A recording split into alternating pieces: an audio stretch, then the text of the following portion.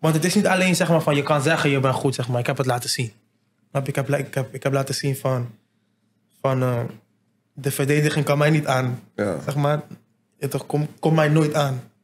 En om dat mee te nemen naar de pro's en precies hetzelfde daar doen, het geeft jou gewoon een soort van een erkenning naar jouzelf van, snap je, dit ben ik gewoon. En niemand gaat mij stoppen.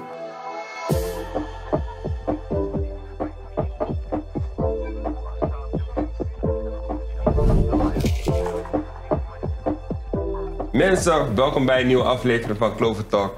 En ik heb vandaag een hele bijzondere talent. Hij is helemaal overgekomen vanuit Amerika. En hij is nu hier. Dus ik dacht van, dit is mijn kans. En welkom Jesly. Thanks man, bro. Thanks voor de uitnodiging, man. Yo, Zeer eer, man, bro. Thanks. Nee, joh, jij bedankt voor het komen. En we gaan een leuke interview houden. Ja toch, let's do it. Weet je waar Clover Talk eigenlijk voor staat? Geluk. Geluk? Toch? Ja. Geluk, succes. Geluk in je succes. Ja. Toch? Ja. Ja, man.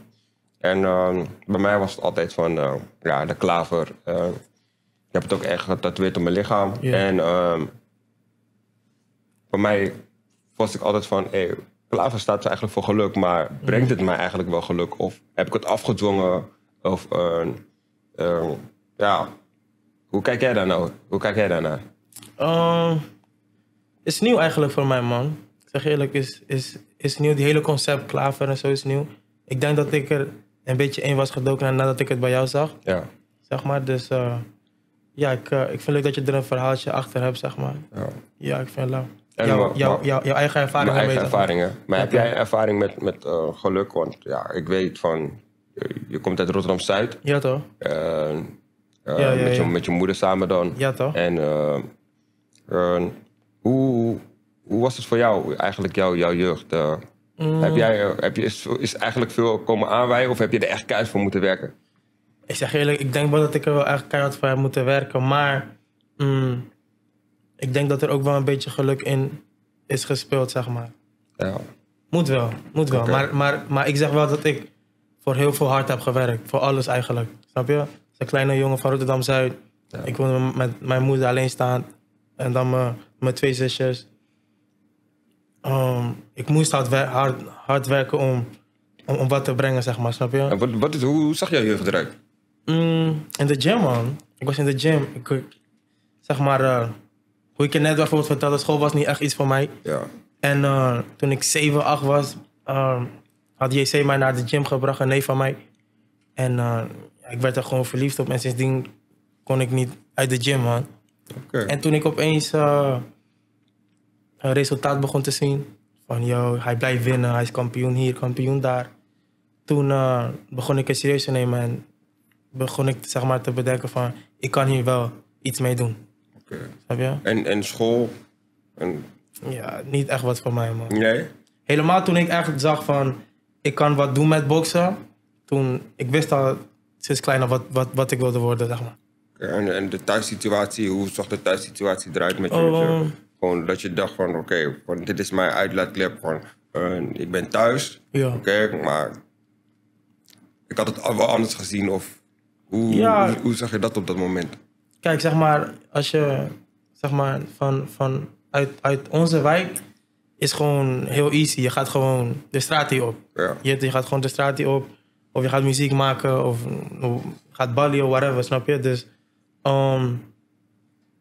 ik dacht altijd van, je moet anders zijn, snap je? Ik vind, er zijn miljoenen goede mensen in muziek, of in ballen, of in andere soorten sporten. Maar ik vond mijzelf altijd uniek in boksen. Dus als ik zag mezelf uniek. De mensen in de buurt ook zagen wat anders.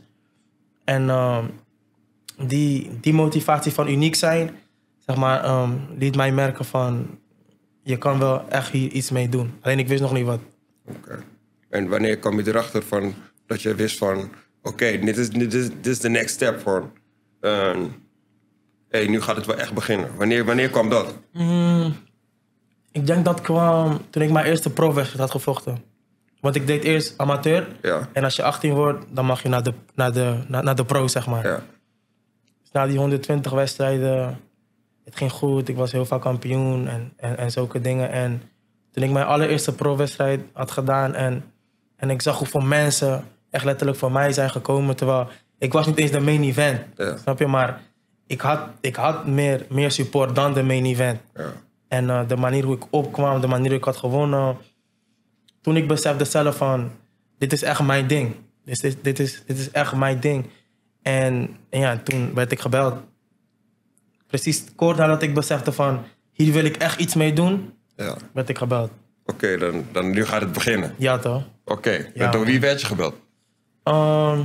Door dus zeg maar mensen van Floyd de Cirkel. Oké. Heb je? Iemand van Floyd de Cirkel had mij gebeld. GDM'd zelfs. Maar je weet toch, ik kijk niet. Hoe ging het precies? Vertel me echt precies. Ik wil de details weten, weet je toch? Oké, dus... Want het is iets huge. Ja, toch. Het is geen je weet Ja, toch? man. Het zijn geen koekenbakkers. Nee, Dit zijn nee, mensen nee. die eigenlijk het boksen hebben verfijnd, uitgemelkt en Ja, toch. je toch naar de next step hebben gebracht. Dus dan weet je ook in je hoofd van, ja man, nu gaat het gebeuren. Ja toch. En dan word je gebeld door mensen in de omgeving van Floyd Ja. Mayweather. Dus En zeg dan? maar, de persoon die zeg maar rond Floyd was, zeg maar, hij is ook Dominicaans. Oké. En die wedstrijd ging zo viraal. Helemaal omdat ik de Dominicaanse vlag represent, snap je? Dus Ja. het kwam bij hem en hij had me opeens een bericht gestuurd via DM. Van, yo, ik ken Floyd, ik ben dichtbij. Ben je getekend, dit, dat. Ik had het gewoon genegeerd. Ja. Toen ging ik opeens op zijn page en ik zag van, hij is echt met Floyd. Ja. Dit, dat. Ik zie berichtje terug. Daarna hij vroeg me van, ben jij getekend? Ik zeg nee, ik ben niet getekend. Dat was mijn eerste wedstrijd. En hij zegt van, ik ga jou bellen in 2 dagen. En hij vertelde mij van, hij stuurde die video naar Floyd. En Floyd zei meteen van, ik ga hem tekenen. Waar is hij? Hij moet hier naartoe komen. En toen hij belde mij, ik geloof helemaal niks. Snap je? Ik geloof helemaal niks, bro. Ja man, toen opeens zat ik aan de telefoon met Mayweather Promotions. Gewoon Ja. echt die mensen die dat runnen. En ja, we zaten te praten over een contract en zo. Maar mijn moeder wilde Floyd persoonlijk spreken. Ja. Mijn moeder wilde Floyd persoonlijk spreken. Om het eind van de dag, het is allemaal Mayweather Promotion. Maar de baas van het allemaal is Floyd. Ja. Mijn moeder wilde Floyd spreken, cool, geen probleem. We doen een call met zijn... Een videocall. Ja, toch een videocall, Ja. zoiets. En ja man, toen was hij gewoon mij aan het praten. Ik zat gewoon in de bando, laag. Gewoon met Floyd aan het praten, bro. Ik stotter. Ik snap helemaal niks. Wat vroeg je moeder aan hem? Mijn moeder vroeg aan hem van... even kijken... Van, oké, dus die mannetje zei tegen Floyd van... Ja, zijn moeder wil met jou praten. Gewoon omdat is haar zoon. En ze wil gewoon 100% weten dat hij oké is met jou. Ja. Floyd zegt, yeah, don't worry about it. He gonna be in good hands. I'm gonna take care of him. We got good plans for him. For his future. En ja, maar na dat was het gewoon... Klaar. En hoe zat het met je vergunning? gewoon, Gelijk, je krijgt ja, een maar hoe noem je gelijk. dat ook weer? ESTA? Nee, ESTA is zeg maar voor toeristen. Ja. Je kreeg zeg maar een werkvisa, zeg maar. Een werkvisa. Ga daar zeg maar werken. Ja, Zeg werk, maar. oké. Gruwelijk. Ja, man. Gelijk alles geregeld. Gelijk alles geregeld, man. Ja, man. Oslo geregeld. Alles. Also, auto. Auto. Ja, man. Netjes. En dan kom je dan in het leven van Amerika. Amerika. En dan, hoe waren de eerste weken? Hoe waren de eerste belevenissen? Ging gewoon kat uit de boom kijken hoe die mensen Ja, zijn. toch. Ik had basically gewoon alles opgepakt en weggaan, zeg maar. Alles Ja. ingepakt en weggaan. Alles achtergelaten. Ja. Dus een heel nieuw begin, zeg maar. En kijk, in boksen het is heel veel competitie, zeg maar. Ja. Heel veel competitie. En toen ik daar binnenkwam, was ik zeg maar die jongen die gewoon... Yo, Floyd heeft hem getekend. En hij is helemaal van de andere kant van de wereld eigenlijk. En wie is hij? Je toch? Laten we hem temmen, zeg maar. Ja. Zo was het. Ga je testen. Snap je? Ik werd gewoon in de leeuw gegooid. Ja. Snap je? Maar je toch, ik vind altijd, ik ben built different. Ja. Alles, zeg maar.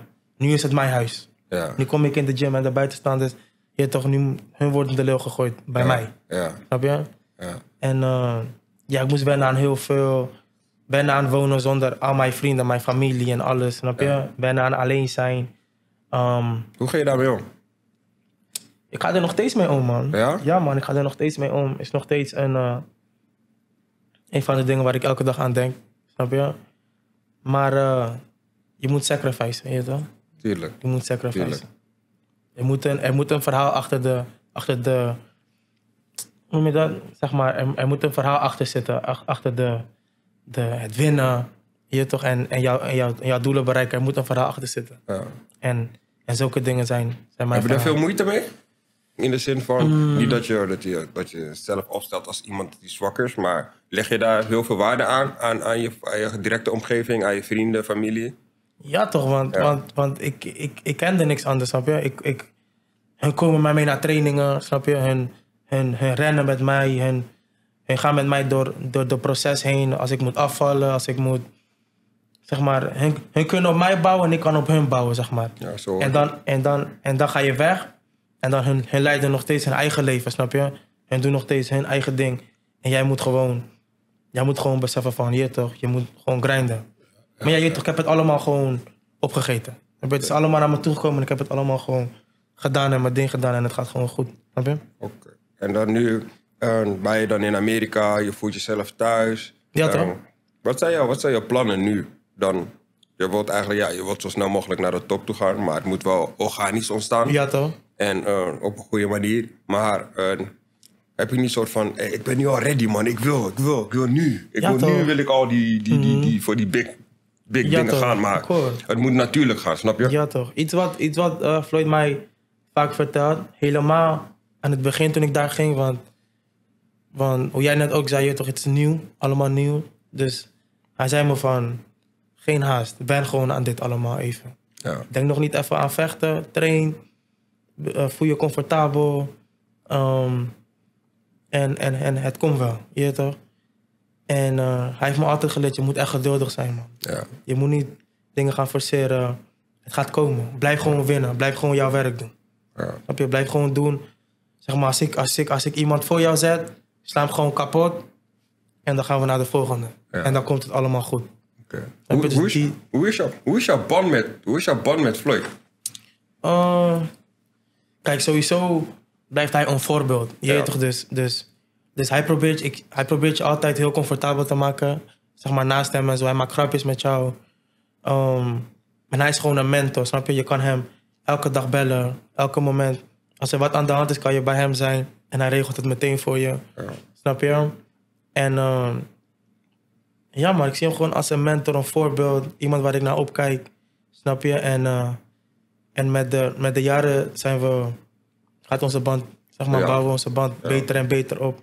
Snap je? Ook al, je staat nog steeds naast hem, snap je? Ja, hij is lekker. Wat ik heb gemerkt van hij is gewoon heel loyaal. Ja. Hij houdt van mensen die heel loyaal naar hem toe zijn. Ja. En als je loyaal bij hem blijft, dan gaat hij ook alle liefde geven. Ja toch, ja man. Ik ben hem ook voor altijd dankbaar. Soms ik bericht hem ook gewoon random van, je toch, ik ben jou echt dankbaar. Ja. Of ik ben jou echt dankbaar. Want eind van de dag heeft hij mijn leven veranderd. Snap Ja, maar je? dat is ook belangrijk, hè? Ja, om de mensen om je heen... Kijk, het is niet zo dat je hun billen likt of iets. Je beseft waar je staat. Je weet wat je aan hun hebt. En je bent gewoon dankbaar dat ze jou in die positie hebben gezet. Ja toch, facts. En dat hij jou die kans heeft gegeven. Ja toch. Eind van de dag was ik gewoon een jongen van Rotterdam-Zuid. Ja. Die nu gewoon bij vind ik, de grootste team ter wereld zit qua boksen. Ja, Snap je? zeker. Zeker. Dus ik zou hem voor altijd dankbaar zijn, man. Hij heeft zeg maar een deur voor mij geopend en het ligt nu allemaal aan mij. Ja. Wat ik doe. Netjes, man. Ja. Netjes. Ja, dan ga je naar Amerika. Je leert dan Floyd Mayweather kennen. Je leert het team kennen. Ja, toch? De omgeving. Maar hoe is het dan om zelf gewoon buiten dit om in Amerika te wonen? Heel, heel interessant. Zeg maar, toen ik daar net naartoe ging, wilde ik alles zien, zeg maar. Ja. Ik wilde gewoon Las Vegas leren kennen. Ik ging een beetje naar buiten. Zeg maar zien wat er te eten is. Het eten proeven, heel veel dingen. Maar toen ik net was verhuisd, ging ik veel reizen met Floyd direct. Ja. We gingen ik kwam van hier, ging naar Las Vegas. En toen direct door naar Londen. Want hij had daar een wedstrijd. Hij had me gelijk meegenomen. Tegen die Gotti, toch? Was in Londen Gary... Nee, in Londen was tegen iemand anders. Ik ben zijn naam even kwijt. Maar toen gingen we naar Miami. Toen vocht hij tegen Gary. Oké. En toen in Mexico vocht hij weer tegen Gary. Ja. Snap je? Dus hij bracht mij naar Puerto Rico voor mijn verjaardag. Oké. Gruwelijk. Miami, zijn huis zien, zijn lifestyle zien. Ja, toch? En dan hij motiveert je. Hij zegt van, op een dag ga jij dit ook allemaal hebben. Blijf gewoon gefocust. En wacht op jouw tijd. Snap je? Wees geduldig. Dit is allemaal niks. Ja. Ja, man. Ja, man. Dat zijn de dingen die je motiveren. Je ziet het van de afstand, maar nu zie je het vanzelf, van dichtbij. Man, van je ziet hoe hij leeft. Ja, toch? Je gaat niet op een plane. Nee, man. Je springt in een private jet. Ja, toch? Weet je, en het is zijn eigen private jet. Het is anders, snap je? Zijn naam erop, bro. Dus dan zie je gewoon van, lifestyle, het kan het in één keer omslaan. Snap je? Het kan gewoon, we kunnen het allemaal gewoon pakken. En het is aan jou, snap je? Ja, niemand man. anders gaat het voor jou doen. Je moet het alleen maar zelf doen. Ja, man. Ik spreek vanuit mijn ervaring van, ik heb ook andere voetballers gezien die nog groter, maar ik dacht alleen maar van, ik wil dat ook hebben. Ja, man. Ik wil dat ook hebben. Ja, toch? Maar wat is nou je uiteindelijke doel? Als jij bijvoorbeeld jouw carrière nu loopt, het gaat gewoon, het gaat naar plan, het verloopt naar plan. Ja. Maar wat is nou uiteindelijk jouw doel van wat je wil bereiken? Dus zeg maar, in mijn boek ben ik zeg maar de eerste persoon die ooit uit Nederland is getekend bij zo'n grote organisatie. Ja. Bij de grootste organisatie, vind ik. En ik vind dat iets groots. Snap je? Ook al je toch zeggen, ik ken het niet vaak zelf, maar ik vind dat iets heel groots. Het is uniek. Snap je? En ik wil daar gewoon anderen mee motiveren van het kan. Snap je? Hoop geven. Ik vind dat het kan, want ik zat ook op, zeg maar, van geen hoop hebben. Snap je? Van, hoe ver gaat dit mij wel schoppen?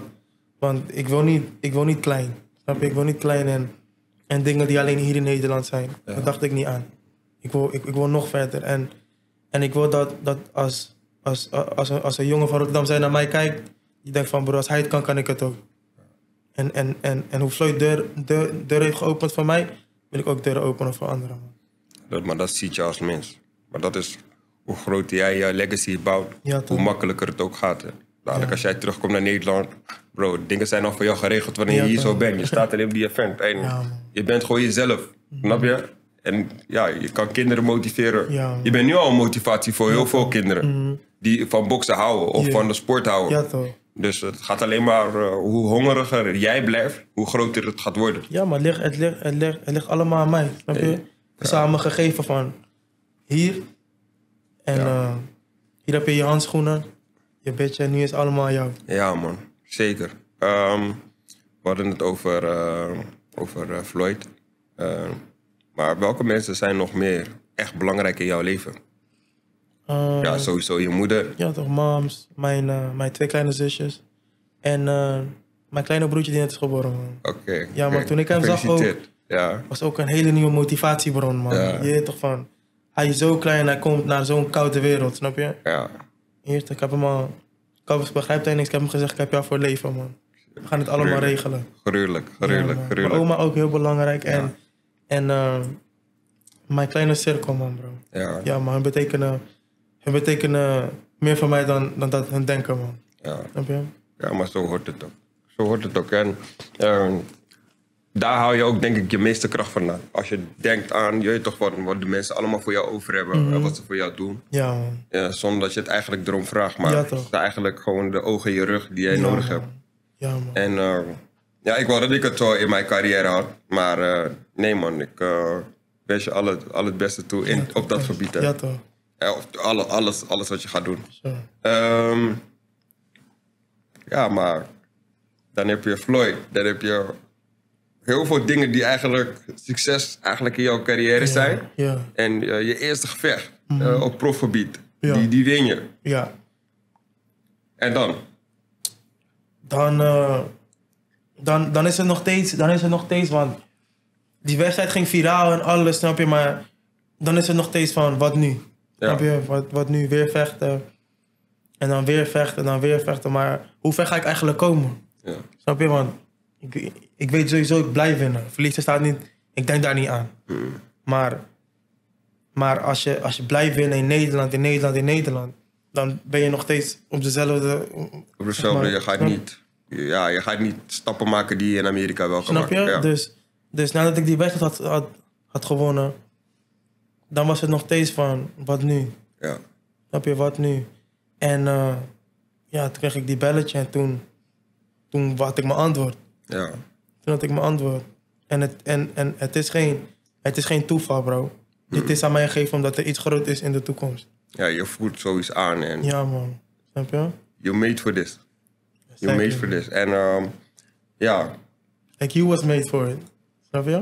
Ja, ik vanaf kleins aan, wat ik ook altijd... Mijn moeder zei altijd van... ga je prof worden? Ik ga zeker prof worden. Snap je? 100% ik ga prof worden. Ja, ik weet niet toch? van jullie, maar ik ga prof worden. En dat is ook wat ik uitstraalde Ja, en toch? wat ik in me had. Je Gewoon. moet het ook lopen, snap je? Ja, Je moet snap je? ook- Ja, man. Op een gegeven moment voel je ook van, het komt eraan. Ja, toch? Facts. Je ging dan naar Enschede, naar Twente. En ze zeiden tegen mij van... Oké, eerste jaar is gewoon een beetje ruiken aan de eerste elftal. In mijn hoofd was ik al van... No man bro, geef me maar 3 maanden. Ik ga jou laten zien, ik ben Ja, in toch? het eerste Ja, man. speler. En Ja, man. zo, dat was mijn mentaliteit. Ja, weet je toch? toch? En ik voelde ook dat ik anders was dan de rest. Ja, toch? Je weet toch? En net als hoe jij voelt van... I'm different bro. Ja, toch? I'm not built, je weet toch? I'm not built like you. Nee, man. En dat voel je ook en dat straal je ook uit. Net als hoe ik dat bij Javonte, je weet toch, uitstraal. toch. Gewoon hoe hij met mensen praat, zo zelfverzekerd. En zo is hij altijd geweest. Ja, man. En dat voel ik ook en dat zie ik ook bij jou. Van, je weet toch, van je hele... Je houding, je manier van je uitstraling. Ja, toch? Ja, hoe is dat ontstaan? Ik zeg je eerlijk, ik heb een hele goede amateurcarrière gehad. Ja, Ik denk een van de beste amateurcarrières die er zijn. En dat heeft mij heel erg gepusht, zeg maar, om mijzelf. Want het is niet alleen, zeg maar, van je kan zeggen je bent goed, zeg maar. Ik heb het laten zien. Snap je? Ik heb laten zien van de verdediging kan mij niet aan. ja. Zeg maar, het toch, kom mij nooit aan. En om dat mee te nemen naar de pro's en precies hetzelfde daar doen, het geeft jou gewoon een soort van een erkenning naar jouzelf van, snap je, dit ben ik gewoon. En niemand gaat mij stoppen. En als je jezelf omschrijft als vechter, wat voor vechter ben je? Ik denk ik ben een agressieve vechter.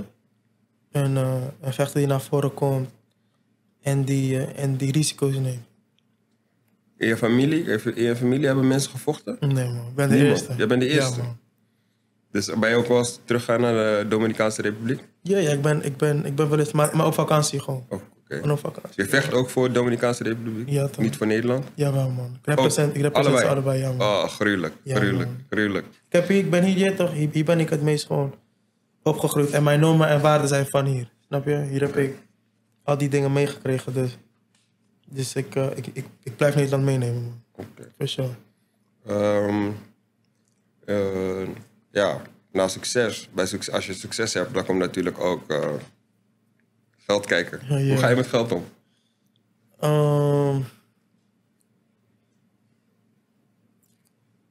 Shit, gewoon... Leg je veel waarde aan geld? Of? Ja toch, kijk, ik ben een prijsvechter. Ja. Snap je? Daar vecht ik voor. Ja. Daar vecht ik voor. Ik vecht voor geld. Snap je? Ik zou niet gratis vechten, snap je? Oké. Maar heb jij bijvoorbeeld... je bent bij Floyd Mayweather getekend. Iedereen denkt dan gelijk... Oh, ik krijg toevoeg, dit, dat, Ja, bla, bla, ja. bla. Nee, het is niet zo. Nee, is niet zo. Je moet... Nee, toch? Je moet gewoon... je carrière moet je gewoon laten zien van... Oké, je gaat vechten. Op een gegeven moment ga je bij de bedragen komen... dat je zegt van... Oké, hier vecht ik voor. Ja toch? Exactly. Je moet het Je allemaal moet eerst opbouwen. sacrificen... voordat je eerst die bedrag gaat verdienen. Ja, Oké. man. Maar heb je al plannen in je hoofd van... Oké, ik wil dit doen, ik wil dat doen... Ik wil mijn... je familie wil je sowieso goed zetten, je vrienden, dit, dat. Ja. Maar heb je zelf voor jezelf toekomstplannen dat je denkt van... Oké, over zoveel jaar wil ik daar zijn. En ik hoop dat ik dan mijn eigen, weet ik veel... mijn gym of zo in Nederland kan Ja. zetten. Hier in de buurt in Amsterdam, Ja. in Rotterdam. Als ik hier terugkom of zo. Gewoon investeringen of... Ja, hoe denk je toch. daarover? Kijk, Of iets net- iets met je vrienden doen of iets of zo? Ja toch. Net voordat we de interview zijn begonnen had je ook gezegd van voordat je anderen goed zet, moet je jezelf eerst goed zetten. Ja. En zorgen dat jij goed bent, snap je? Dus ik wil eerst gewoon goed stabiel zijn, snap je? Een goede plek hebben voor mijzelf, comfortabel zijn. En dan hoop ik dat bij die tijd bijvoorbeeld de investeringen die ik wil doen naar mij toe zijn gekomen, snap je? Ik geloof niet in forceren en dingen doen omdat anderen het per se doen, snap je? Ik wil gewoon dat mijn toekomstplannen en mijn investeringen en bijvoorbeeld een sportschool zetten hier in Nederland en zulke dingen. Ik wil dat het allemaal naar mij toe komt. Ja. Dat het allemaal gewoon gebeurt op de goede moment. Jij kan de brug zijn van de Nederlandse ploeg van boksen. Ja, maar dat wil net ik zoals zijn. hoe je vroeger Regulier Tuur had. Mm-hmm. En je had nog eentje, weet niet of... Ik zie hem soms in praatprogramma's. Mm-hmm. Maar jij kan de brug zijn voor de Nederlandse boksschool. Ja, toch. Van Nederland naar Amerika. Naar Amerika, ja, man. En dat wil ik zijn. En misschien is dat zeg maar... Als ik zoiets ooit zou kunnen openen, is dat iets van... Waar kinderen naartoe gaan van... Yo, misschien komt hij langs en dan gaat hij mij zien. En misschien kan dat een deur openen voor mij, snap je? Ik wil hoop geven, want ik weet hoe het is om geen hoop te hebben, man. Ja. Snap je? Ja. Ja, man. In een boksen, vooral als jij in Nederland bent, dan weet ik sowieso dat je weinig hoop kan hebben. Want je bokst, maar je wint je wedstrijden, maar je denkt van... Hé, wanneer komt die next step? Wanneer gaat iemand me zien? Ja, en toch. dan, bam, dan komt Floyd Mayweather. Ja, toch. Snap je? Boom. Dan weet je echt zeker hoe het is om geen Niet hoop slapen, te hebben. bro. Ja. Kon gewoon niet slapen. Ja, Snap man. je? Dat beseffen. En het is niet eens direct het gedachte van... Ik heb het gemaakt of zo. Maar er is gewoon een deur voor mij geopend. Ja. Dus nu ligt het gewoon alleen aan mij. Aan niemand anders. Snap je? Ik heb gewoon gekregen wat ik heb gevraagd. Zeg maar. Snap je? Okay. Ja, man. En dan... natuurlijk, ja, hoe ga je met je geld om? Dat vertel je net. Maar is het dan ook... hoe zet je... Je moet natuurlijk geduld bewaren. Ja. In heel veel dingen. Ja. Je moet geduld bewaren van je volgende gevecht. Mm-hmm. Je weet niet wanneer de volgende gevecht komt. Ja. Je weet wel ongeveer. Ja, toch? Maar hoe ga je daarmee om, hoor? Je zit dan in Amerika, je bent continu aan het trainen. Ja. Maar je denkt van, hé... Ik weet hoe het is van... Je wilt spelen in het eerste elftal, Ja. maar je komt niet. Je komt nog niet eraan toe. Hoe was dat voor jou? Bro, ik werd helemaal lauw. Ja, oké. Ik ging op training ging ik nog extra laten zien. Ja. Maar hoe ga jij daarmee om? Hoe ga jij daarmee om in de zin van... je boxt, maar je denkt van... Hey, trainer, fuck, coach, manager. in the game. Je weet toch van, hey, come on man. Ik moet iets sneller. Of... Ja, toch? Hoe ga je Dus- daarmee om? Want ik weet dat Floydje, die vertelde dan net dat Floydje gewoon echt rustig houdt. Ja, van, hey toch. bro, when it is your time, then it is your time. Ja, man, precies. Maar hoe ga je zelf daarmee om? In het hele eerste jaar was het heel moeilijk, want soms iemand zegt jou wel iets, maar je snapt hem niet.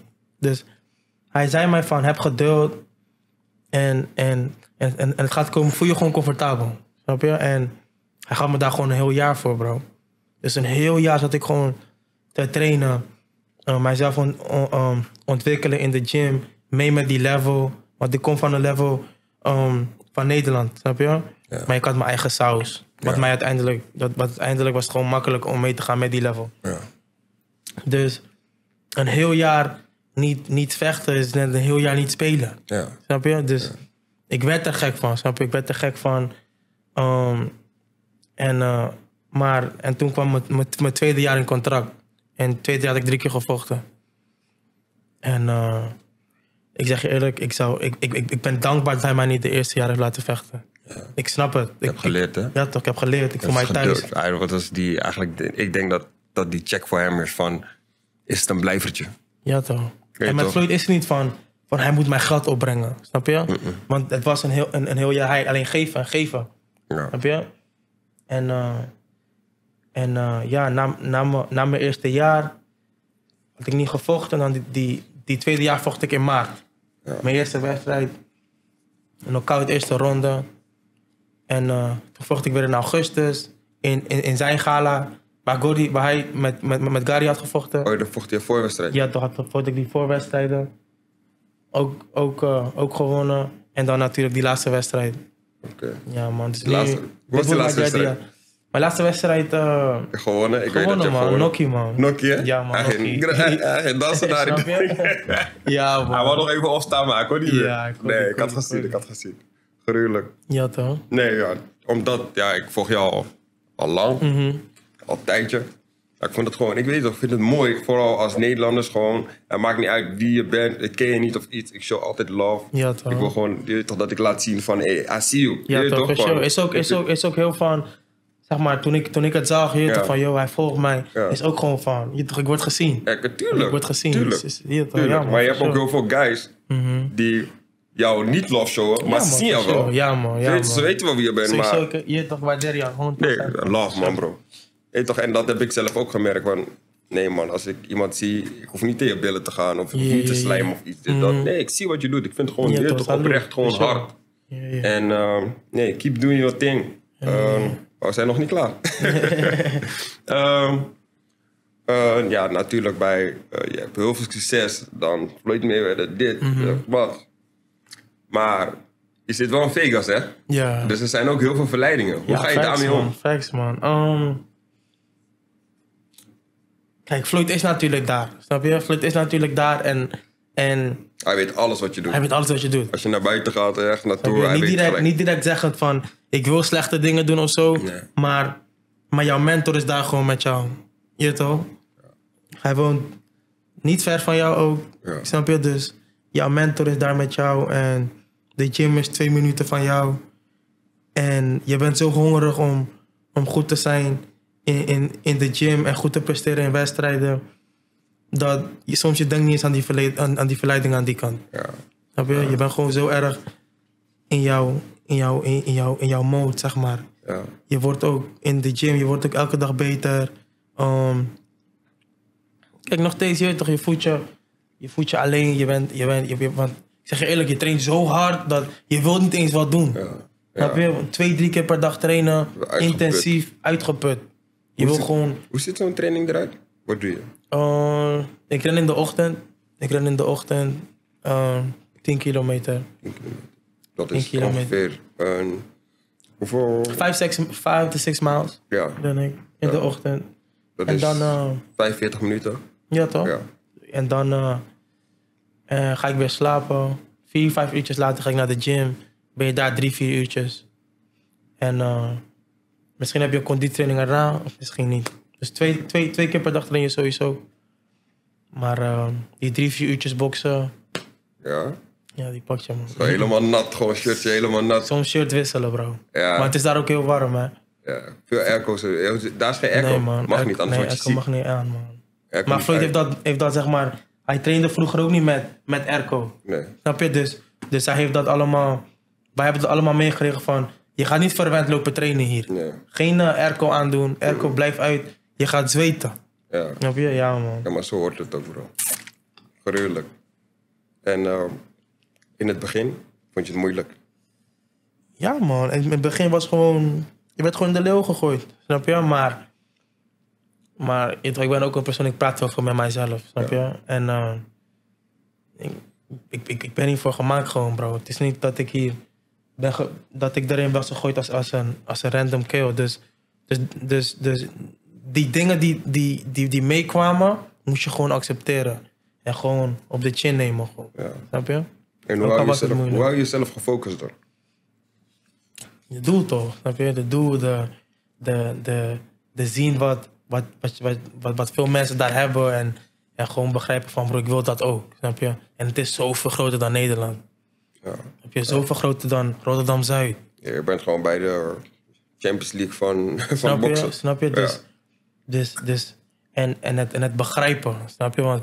Want je gaat dat niet direct begrijpen van dat hun heel veel geld dat ze gewoon uitgeven, ze voelen het niet eens. Ja. Snap je? Hun zijn zo en... Ze houden echt gewoon van de sport. Snap je? Ja. Facts, man. Ze leven die sport. Ja, man. En gewoon beseffen dat er zoveel dingen te pakken is, bro. Is gewoon, dat houdt je echt gefocust, man. En maar, kijk, nu, ik hoor heel veel succes en je weet waar je naartoe wilt in je hoofd. Maar je hebt toch ook wel eens een dag dat je zegt van, hé, sta, vandaag heb ik even geen zin, man. Ja, toch? Bel je was een coach van, hey, coach, today, Ja, tomorrow I come 1000%. Ja, toch? Sowieso. Ja? Zeker. Ja? Zeker. Het is een heel intensief sport, snap je? Het is heel mentaal. It's not for the weak. Snap je? It's not for the weak. Floyd zei ook een keertje van... Je kan voetbal spelen, je kan basketbal spelen... maar je kan niet, boksen kan je niet spelen. Snap je? Want je bent letterlijk tegenover iemand die jou gewoon... Kijk, als ik jou heb doodgemaakt per ongeluk vandaag... Ik zeg jou eerlijk, ik was gewoon op die mode. Part of the job. Part of the job. Snap je? Ik heb gedaan wat ik moest doen en sorry, maar ik moet weer door. Ja. Snap je? En boksen is een heel mentaal spelletje. En soms je klakt out gewoon. Snap je? Je klakt out. Zet je mind weer op de goede plek, zeg maar. En dan kom je weer 10 keer harder terug, zeg maar.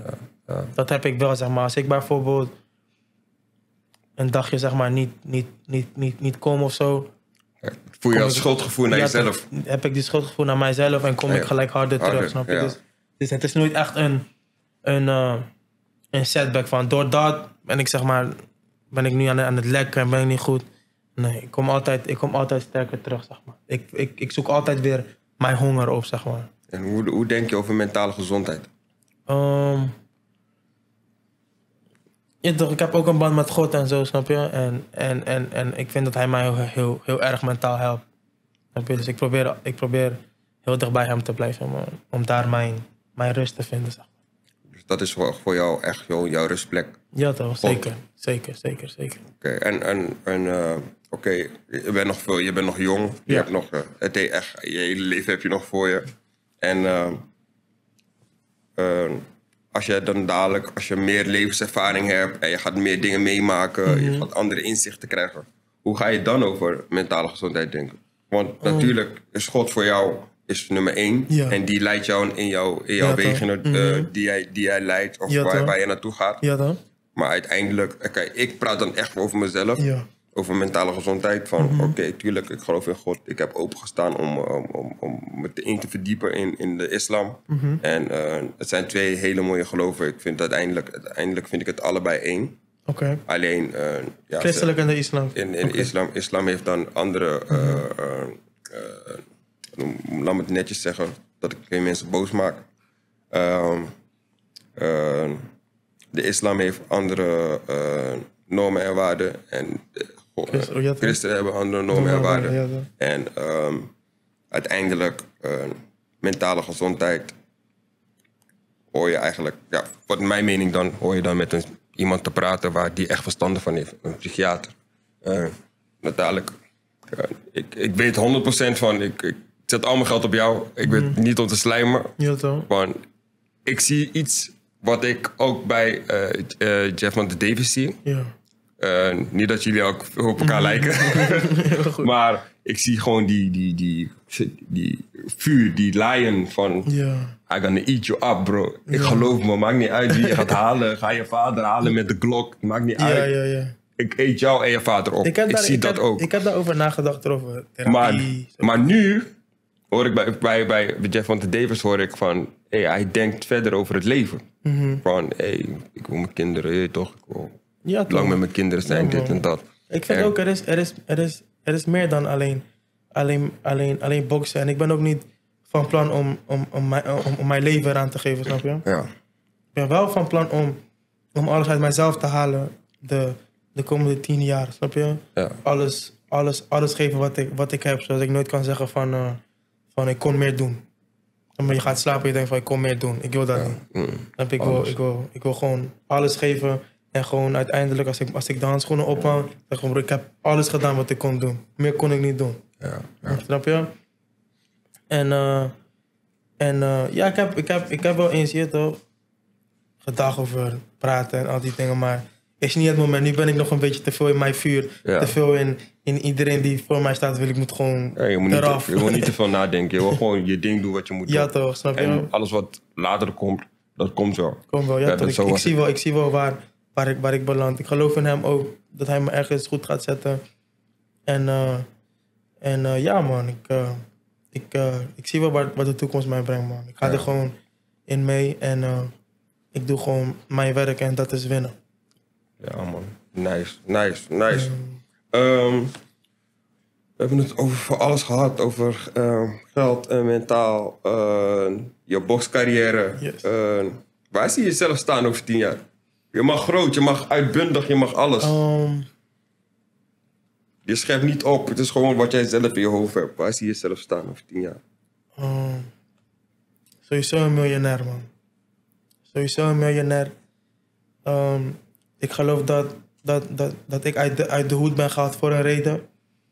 En het is alleen maar miljonair zijn, mijn oma en mijn moeder een beter leven geven. En ik hoop dat over 10 jaar ik veel heb bereikt met boksen. Snap je gewoon? En ook deuren heb geopend voor anderen. Ik wil dat ik iets naar boksen breng, zeg maar. En snap je? En ik wil gewoon iets brengen aan boksen en niet gewoon een random bokser zijn. Ja. Gewoon een random bokser die gewoon vecht en that's it. Ja, gewoon. Ik had het toevallig net daarover. Een persoonlijkheid. Ja, toch? Dat wil je gewoon. Ja, man. Een goede... Als je bokser, je zegt, Jersey, ja, was die en die en die. En hij stond voor dat, hij stond voor dat. Snap je, zo? Ja, dat is wat... Hoe Floyd ook zeg maar, staat voor veel dingen, wil ik ook zeg maar, staan voor veel dingen uiteindelijk. Voor Amerika en voor Nederland ook. Slimme bokser was hij, hè? Ja, man. Ja. De slimste, man. Slimste, snel. Ja, man. Punten. En hij loopt er gewoon bij alsof hij gewoon nog nooit een stoot heeft gekregen in zijn leven, gewoon, bro. Maar zo vocht hij ook, hè? Ja, man. Nee. Ja, ik denk dat we hierbij de interview gaan beëindigen. Ik vond het een hele interessante interview. Ja, man. En nee, ik vond het echt tof om je hier te hebben. Ja, man. Ik ga je nog één iets vragen. Ja. Wat zou je de jeugd mee willen geven? Kijk in deze camera en vertel het aan ze. En ik hoop dat ze er veel van zullen van oppikken. Ja, maar ik zou zeggen, blijf grinden. Blijven. Als jij denkt dat je iets kan bereiken, dan kan je het ook. Laat niemand je ooit zeggen van je kan het niet. En laat zeker niemand je ooit zeggen van dat je kan dat niet bereiken, want het is te ver. Snap je? Nooit. Laat niemand in jouw oor zitten met je kan dit niet of je kan dat niet. Jij kan alles, man. Ik heb het ook gedaan, jij kan het ook. En we gaan zeker deuren openen voor Nederland, man. For sure. Got this. Ja, mensen. Dit was de interview met Jersey. Helemaal vanuit Amerika. Ik hoop dat jullie ervan hebben genoten. En wie weet, ja, we hebben niet Jersey, dus we moeten... Je weet toch? Groter gaan. Je weet toch? Reset the levels. Yes, sir. Dankjewel voor het kijken en tot de volgende keer. Yes, sir. Love. Thank you, man.